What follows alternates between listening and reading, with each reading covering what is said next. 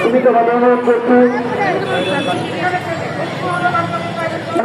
মোশাররফ উপস্থিত রয়েছেন, উপস্থিত রয়েছেন নেতৃবৃন্দ, উপস্থিত রয়েছেন রাঙ্গুনির পৌর ছাত্রদলের অন্যতম নেতা শ্রমিকদের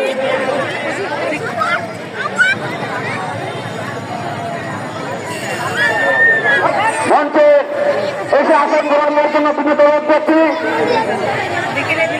এই মহান জাতীয়তাবাদী দল শহীদ প্রেসিডেন্ট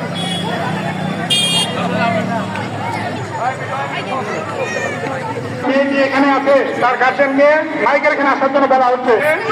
অফিসের এখানে আছে, যারা এনার গার্জেন